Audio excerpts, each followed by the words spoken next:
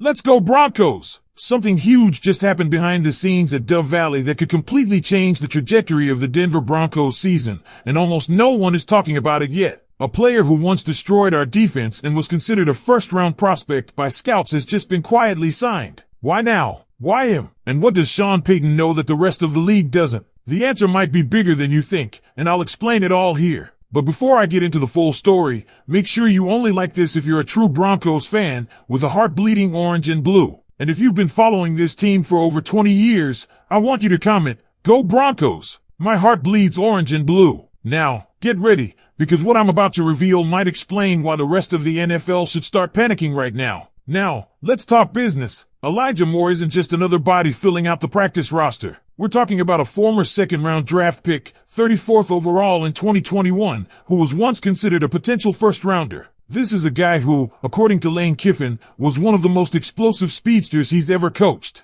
Daniel Jeremiah vouched for him, Odell Beckham Jr. warned everyone not to sleep on him, and now, Sean Payton is pulling the trigger. Why? Because Moore is the exact type of versatile, explosive weapon that Payton can turn into a matchup nightmare. Moore has a connection with Broncos linebacker Nick Benito. They were teammates in high school, forming one of the most lethal prep duos you can imagine. Benito is already hyped, tweeting "my dog" after the signing. That's not just chemistry, that's trust and familiarity that could ignite Moore's revival in Denver. Here's the kicker, Moore torched the Broncos exactly 1 year ago to the day of his signing. 8 catches, 111 yards, and left Levi Wallace spinning. That performance alone proves the talent is still there. The Broncos didn't just pick a name off the waiver wire, they picked a guy who has embarrassed NFL defenses, including ours, on the field. And while some fans worry this could eat into Marvin Mims snaps, let's set the record straight. Moore is a different type of player. He's a skilled slot receiver with elite route running and sticky hands, no drops in the red zone during his entire college career at Ole Mississippi. He's not a burner like Mims, who thrives with top-end speed and deep threat capabilities. Moore is a catch-and-go playmaker, and you don't bump a faceless special teamer off the practice squad unless you see serious upside. Even more intriguing, there's some chess being played here. If the playoffs started today, Denver would face the Buffalo Bills, Moore's most recent team. You don't think Sean Payton is going to use this opportunity to extract intel on one of the AFC's powerhouses? The offensive system, Josh Allen's preferences, hot reads, it's all fair game. Moore was reportedly disgruntled with his role in Buffalo, making him even more likely to share what he knows. That's not just a move, it's a tactical advantage. Let's not forget, Sean Payton can elevate guys from the practice squad up to 3 times without committing to the 53-man roster. That flexibility gives Moore a window to prove himself on our terms. And if he shines, watch out. Meanwhile, Adam Thielen has reportedly asked for his release from the Vikings. With George Payton's deep ties to Minnesota, speculation is swirling. Thielen fits another mold Payton might covet, a savvy, reliable, pure slot technician. If Moore hadn't been signed, Thielen might have been next. And even now, depending on roster dynamics, he still could be. Thielen's hands, route running, and football IQ are well known. And let's not forget, he was a favorite target of Kirk Cousins and consistently productive even in an aging offense. But the offensive developments don't stop there. Bo Nix has seemingly overcome his biggest weakness, facing zone coverage. Once a glaring Achilles heel, the last 2 games, against heavy zone defenses like the Chiefs and Commanders, he's thrown for over 300 yards each. That kind of growth is game-changing. If you're a defender, you used to force Nix into zone looks to rattle him. Now, he's dicing them up. It's like teaching a right-handed player to go left, and suddenly, defenses can't cheat anymore. Let's also talk Evan Ingram. Quiet early in the season, likely due to a back injury that was more serious than initially reported, he exploded recently. The timing couldn't be better as Denver prepares for a tough playoff push. This version of Ingram is the one defenses have to account for, and when he's on, linebackers and safeties are in for a long day. And we haven't even touched on the trenches yet. The Broncos are rolling offensively,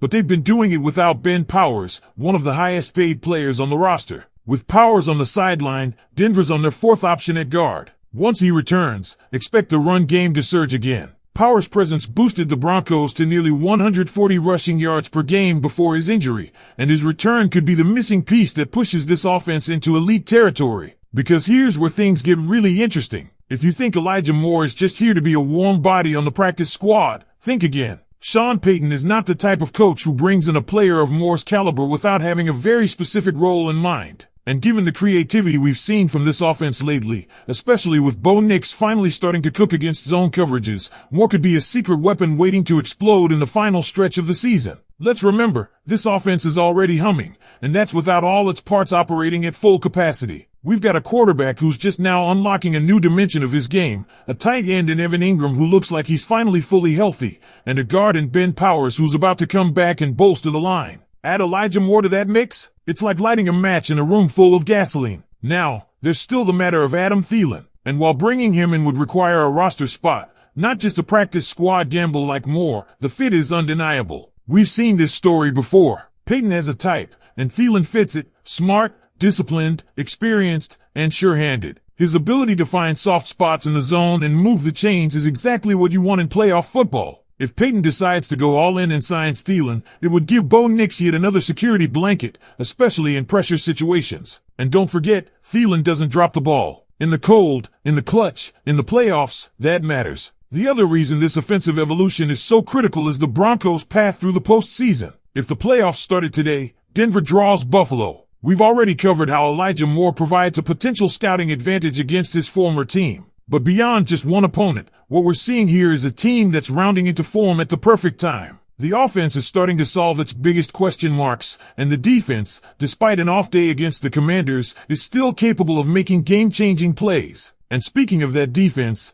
don't be too concerned about what we saw versus Marcus Mariota. That game looked worse than it really was, because it was a bad stylistic matchup. Mariota's legs always give defenses trouble, and Denver was playing without a few key interior pieces. That said, this defense has proven it can shut down top-tier offenses when it counts, and with reinforcements on the way, expect a much stronger showing in the weeks to come. There's also an under-the-radar development that fans should be hyped about: Jaleel McLaughlin's progress in pass protection. One of the biggest concerns about McLaughlin early in the year was whether he could hold his own in blitz pickup. That's a make-or-break skill for running backs in today's NFL. But now, after putting on 8 pounds of muscle this offseason, we're seeing him step up and stonewall blitzers in key situations. That means Payton can trust him in passing situations, and it opens up even more versatility in this offense. So here's what it all adds up to. The Broncos aren't just making smart moves. They're building a complete, multidimensional offense at exactly the right time. Elijah Moore gives them another weapon in the slot. Bo Nix is becoming matchup-proof. Evan Ingram is back to form. Ben Powers is returning to anchor the line.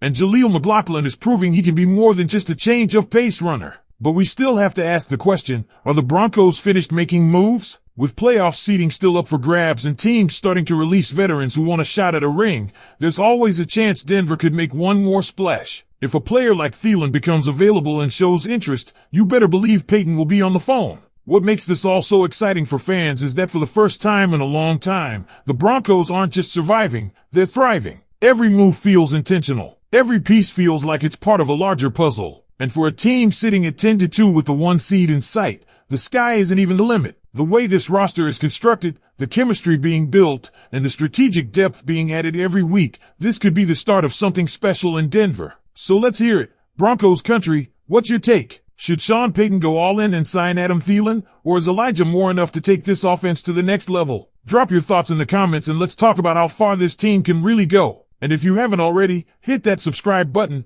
give this video a like, and check out the other videos on the channel. We've got breakdowns, film sessions, and deep dives into everything happening in Broncos country. Go Broncos!